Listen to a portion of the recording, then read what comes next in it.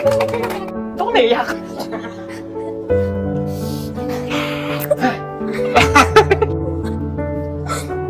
Pugong Be a Hero at ang K-Sisters naging emosyonal. Congrats K-Sisters! Hello mga kababayan, isang mapagpalang araw at gabi, saang sulok man kayo ng mundo naroon, ingat kayong lahat lalo na sa panahon ngayon na sobrang init, at bigla na lang uulan mahirap magkasakit. Sa upload ni Pugong Be a Hero, bago nag-ribbon cutting sa bahay ng K-Sisters, pinapunta muna silang 5 kasama ang bunso nilang kapatid na lalaki.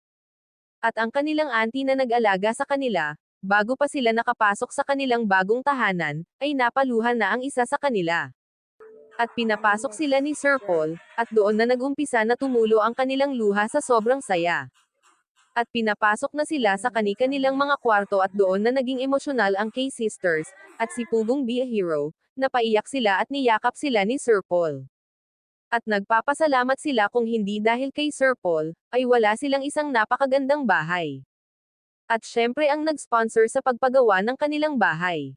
At sa mga nag-sponsor sa kanilang pag-aaral, kung hindi dahil sa kanila wala silang magandang bahay, at hindi makapag-aral ng maayos, ang magkapatid.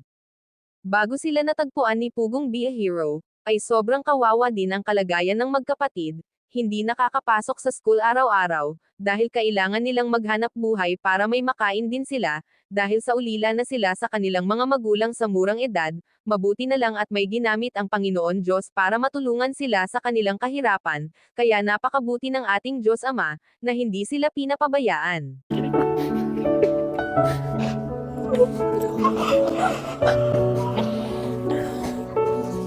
Happy? Happy tayo. O, sige, akit ka nga doon sa taas. Akit ka doon. O, higa ka doon, higa ka.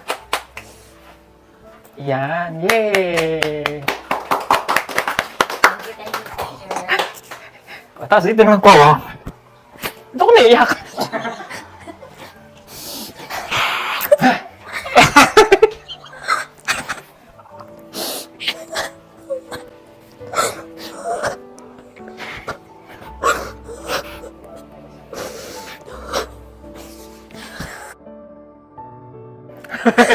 Okay.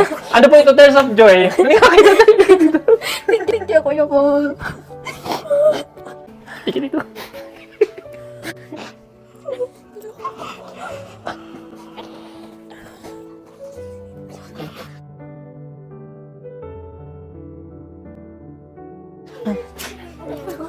Inyo na itong kwarto, ha?